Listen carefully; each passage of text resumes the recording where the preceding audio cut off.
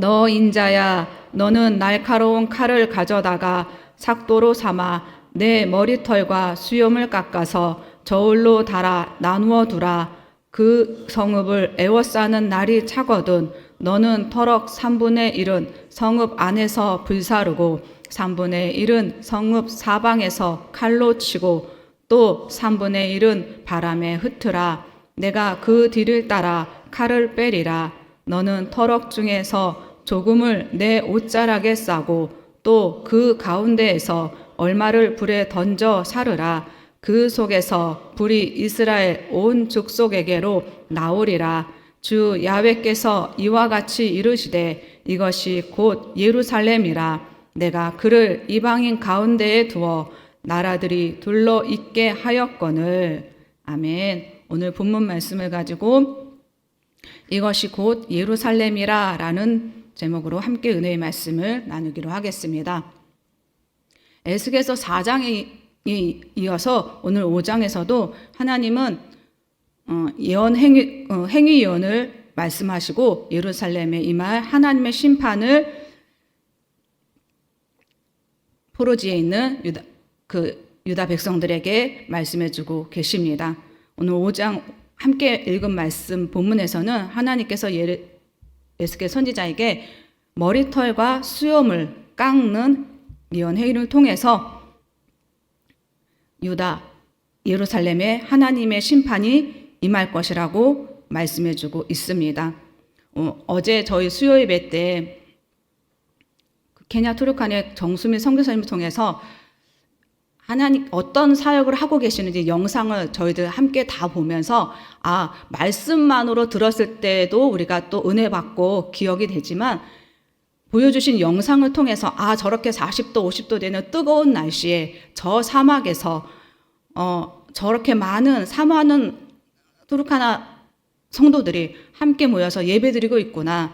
근데 보기에는 번듯한 성전은 아니지만 그래도 그 성전을 사모해서 저렇게 많은 사람들이 몰려오고 또 성전이 없는 그 어떤 지역에서는 큰 나무의 그늘을 성전 삼아 가운데 십자가를 세우고 거기서 예배드리고 있는 그런 모습을 우리가 영상으로 보면서 말씀만 듣는 것보다 더 영상을 통해서 확 와닿는 그런 은혜가 있었습니다. 그것처럼 하나님께서는 이때 당시에 이렇게 영상으로 보여줄 수 없었기 때문에 그 선지자의 예언 행위를 통해서 예루살렘에 어떤 하나님의 심판이 있는지 시각적으로 보게끔 해 주시고 있는 것입니다. 우리가 바벨론의 포로로 잡혀가 있는 사람들은 물론 신앙이 좋은 다니엘과 그 세 친구들도 있었지만 대부분의 많은 사람들이 고난을 통해서 마음의 문이 닫혀 있었고 절망과 아픔 가운데 있는 사람들이 있었기 때문에 선지자의 에스겔 선지자의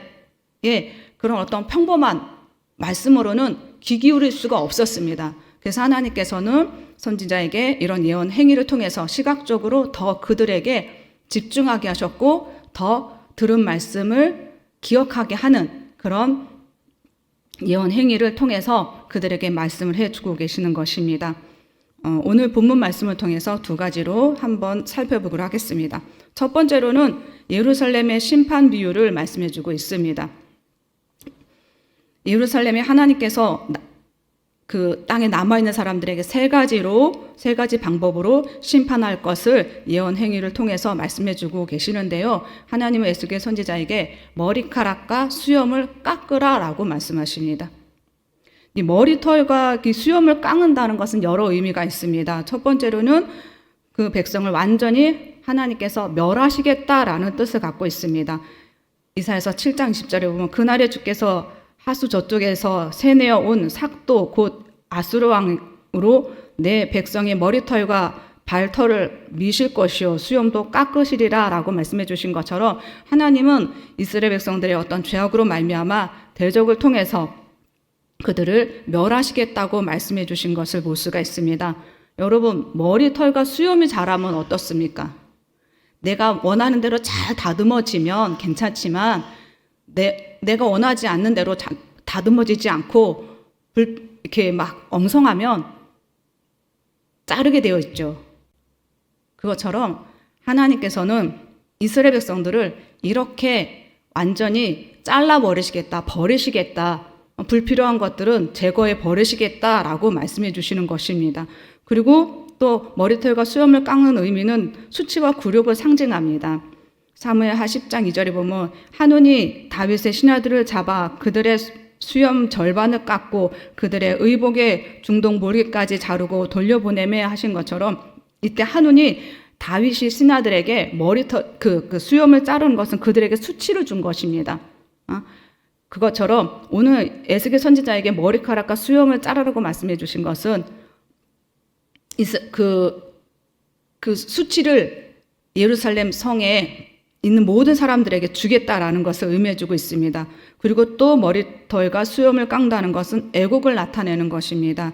이사야서 15장 2절에 보면 그들은 바윗과 디본 산당에 올라가서 울며 모압은 누구와 메드바를 위하여 통곡하는도다. 그들이 각각 머리털을 밀고 각각 수염을 깎았으며 어떤 큰 슬픔이 있을 때, 큰 고난으로 인해서 그들은 머리털과 수염을 깎았던 것입니다. 그러니까 하나님께서 에스겔 선지자를 통해서 머리털과 수염을 깎는다는 것은 그들을 머리털과 수염을 아낌없이 우리가 불편하면 잘라버린 것처럼 그들을 완전히 버리시겠다. 그리고 그들에게 수치와 굴욕을 주겠다. 그리고 애곡하는 심령을 당하게 하겠다라고 말씀해 주고 있는 것입니다. 그런데 이 머리털과 수염을 저울에 달아라고 말씀하십니다. 저울에 달아서 3등분을 하라는 건데요. 하나님의 그 심판이 무계획이 아니라 정확한 계산하에 이루어지는 심판이라는 것을 말씀해 주고 있는 것입니다. 저울이라는 이 단어는 히브리어로 모젠이라는 단어를 사용하고 있는데요. 무게를 재다라는 의미를 갖고 있습니다. 여러분 예전에 우리 그 사극이나 이런 데 보면 저울 기억하시죠? 이런 긴 막대기에 중간에 이렇게 중심으로 양쪽에 그 접시가 있습니다. 그래서 무게를 재는 이거를 천칭이라고 하는 저울인데 이 저울을 그 죄의 무게, 행위의 무게를 잰다라는 것입니다. 그러니까 하나님의 이 심판은요, 그 공정성과 정확성을 말씀해주고 있는 표현인데요. 예루살렘에 있는 이스라엘 백성들의 그 행위의 죄를 하나님의 공의라는 그 저울에 측량하겠다라는 것입니다. 그래서 그들의 그 죄 형량을 정확하게 심판으로 징계하겠다라고 말씀해주고 있는 것입니다. 어떻게 심판을 하겠다 하시는지 세 등분으로 털을 자르라고 하셨는데 그 털 잘린 것을 자세히 살펴보면요. 그 3등분으로 나눠서 3분의 1은 성 안에서 불사르고 이 성 안에서 불사르고라는 이 표현은요. 성 안에서 죽게 될 사람들이 3분의 1이라는 것입니다. 12절에 보면 에스겔서 5장 12절에 보면 사람들이 성읍 안에서 기근과 역병과 그리고 큰 화재로 말미암아 죽게 될 것을 말씀해 주고 계시는데 3분의 1이 성 안에서 이렇게 죽어간다라는 것입니다. 그리고 또 3분의 1은 칼로 치고라고 말씀하십니다. 그 성 밖에서 싸우게 될 많은 사람들, 그 사람들이 전쟁을 통해서 바빌론과 싸움했던 많은 병사들의 그 수가 3분의 1이라는 것입니다. 그리고 또 나머지 3분의 1은 바람에 흩트라라고 말씀하시는데요. 이제 전쟁이 다 끝난 이후에 사람들이 막 사방으로 열방으로 흩어집니다. 그 숫자가 3분의 1이라는 것입니다. 그런데 나는 이제 예루살렘을 피했다. 나는 이제 살았다. 라고 할 수 있을까봐 하나님께서 그 다음에 내가 그 뒤를 따라 칼을 빼리라 라고 말씀하십니다.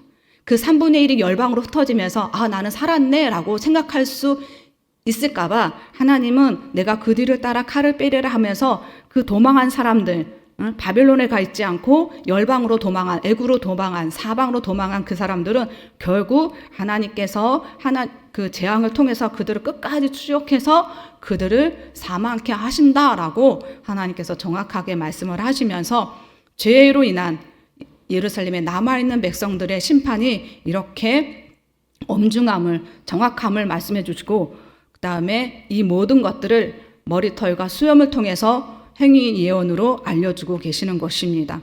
자, 그런데 5장 3절 4절에 보면 하나님께서 털 조금을 남겨주신다고 하십니다. 바람에 흩어버릴 털 조금을 옷자락에 싸서 라고 말씀하시면서 아주 귀중하게 싸라고 말씀하십니다. 근데 이거 귀중하게 싸면 이 사람들은 생명을 건진받는 건가? 라고 생각할 수가 있지만 나중에 불에 던져졌다라고 말씀하십니다. 뭐냐면 이제 느부갓네살 왕이 돌아가면서 예루살렘에 그달리아라는 사람 총독을 세우고 그의 수하에 몇몇을 남겨두고 갑니다. 그런데 하나님의 뜻을 분별하지 못한 그 이스마엘이라는 사람, 열왕기하 25장 25절에 보면 이스마엘이라는 사람이 그달리아와 그와 함께 있던 사람들을 다 죽이고 애굽으로 도망가 버립니다. 결국은 조금 남겨둔 사람조차도 결국은 하나님의 뜻을 제대로 알지 못한 이스마엘이라는 사람으로 말미암아 다 죽임을 당하고 흩어져 버림으로 말미암아 예루살렘에 남아있는 그 모든 사람들이 결국은 다 죽게 되었 것이다 라는 것을 예언을 통해서 말씀해주고 계십니다. 그러면 이제 두 번째로 이것이 곧 예루살렘이라 라고 말씀하십니다. 제가 여러분에게 지금 하나님의 그 예루살렘 성에 임할 그 머리털과 수염에 대한 비유를 제가 자세히 설명해 드렸지만 이 성경 자체에서는 그게 어떤 건지 자세히 설명되어 있지 않습니다. 그렇지만 1절부터 4절까지의 그 내용이 머리털과 수염처럼 완전히 잘려지고 흩어져 불과 칼과 바람에 없어진 그 심판이 바로 예루살렘이다라고 5절에 정확하게 말씀해주고 계십니다. 근데 하나님께서 이 예루살렘, 즉 이스라엘 백성은 어떤 사람이냐라는 것을 저희가 생각을 해봐야 됩니다. 하나님께서 이스라엘 백성들을 자녀로 삼아주시고 그 내 백성이라 말씀하시고 그들과 언약을 맺으시고 그들에게 하나님의 말씀을 주십니다. 그리고 가나안 땅을 기업으로 주셨습니다. 그리고 그들을 오늘 5절 말씀처럼 이방인 가운데 두셨다라는 겁니다. 근데 왜 이방인 가운데 두셨습니까? 하나님께서 창세기 12장에 보면 아브라함에게 너는 복이 될지라 라고 말씀해 주신 것처럼 이스라엘 백성들에게는 하나님이 주신 사명이 있다라는 겁니다. 하나님을 믿고 주신 복을 받은 그들은 그 복을 증거해야 된다라는 겁니다. 하나님을 경외하는, 하나님을 믿는 그 하나님이 어떤 분이라는 것을 그들은 이방인 가운데 전해야 될 사명을 받은 민족이라는 겁니다. 근데 그 사명을 그들은 버렸어요. 그리고 오히려 그 이방인보다 더 악을 행했다라는 겁니다. 안타까운 것은 그들은 또 11절에 보면 내 성소를 더럽혔은즉 라고 말씀해 주신 것처럼 오히려 이방인보다 더 심한 악을 행하고 하나님을 예배하고 그리고 자기들의 죄를 속죄해야 될 그 장소 성소에 우상을 세우고 그리고 악한 일을 가증한 일을 했다라는 것입니다. 성소에서는 세상에서 일상생활에서 그들이 죄를 지으면 성소에 가서 죄를 씻는 그 장소인데 그 성소가 더럽혀짐으로 말미암아 죄 씻을 장소가 없어지게 된 것입니다. 하나님은 왜 그 예루살렘의 그 심판을 바벨론의 포로로 잡혀있는 그들에게 지금 말씀해주고 계시는 걸까요? 그 포로로 잡혀있는 이스라엘 백성들에게, 유다 백성들에게 하나님을 뜻을 분별하지 못하고 예루살렘에 남아있는 하나님을 대적하는 그들은 하나님이 이렇게 심판하실 것이다, 멸하실 것이다, 그것을 알려주면서 포로로 잡혀온 유다 백성들에게 비록 여기에 있지만 이것이 하나님의 뜻이라는 것을 알려주고 그리고 예루살렘에 남아있는 그들과 다르게 우리는 하나님을 예배하고 하나님의 뜻을 분별하며 회개함으로 믿음으로 살아가자라는 것을 얘기해 주고 있는 것인 줄 믿습니다. 그리고 저와 여러분에게도 하나님 말씀해 주셨습니다. 택하신 족속 왕같은 제사장 거룩한 나라 소유된 백성이 되게 해주신 저와 여러분 또한도 우리 각자에게 사명을 주셨습니다. 근데 그 사명을 우리가 등지고 잊어버리고 하나님을 대적한다면 에스겔 선지자가 행위 예언한 것처럼 머리털 수염이 잘려져서 버려지는 것처럼 우리 우리 또한도 이렇게 하나님을 대적하는 삶을 산다면 버려질 수 있다라는 것을 오늘 본문을 통해서 저와 여러분에게 말씀해 주고 계신 줄 믿습니다. 우리의 마음 가운데 하나님 내게 주신 사명을 늘 기억하며 믿음으로 깨어있음으로 살아가는 우리 모두가 될 수 있도록 늘 기도하시기 바랍니다. 아멘. 기도하겠습니다. 좋으신 하나님 아버지 감사합니다. 하나님 이 새벽에 아버지 하나님 에스겔 선지자를 통하여서 하나님의 뜻을 다시 한번 발견하게 도와주심을 감사합니다. 아버지 하나님 늘 깨어있는 우리 모두가 되게 도와주시고 내게 주신 사명을 기억하게 도와주시고 그 사명을 감당하기 위하여 날마다 십자가의 은혜와 그 사랑을 구하는 우리 모두가 되게 도와주셔서 아버지 하나님 힘써 그 사명을 감당할 수 있도록 도와주시고 열매 맺게 하여 주시고 하나님 앞에 잘하였다 칭찬받는 우리 모두가 될 수 있도록 주여 도와주시옵소서. 주님께 오늘 하루도 맡겨드리며 기쁨과 감사함으로 승리할 수 있도록 도와줄 줄 믿사오며 감사드리며 예수님의 이름으로 기도드렸사옵나이다. 아멘.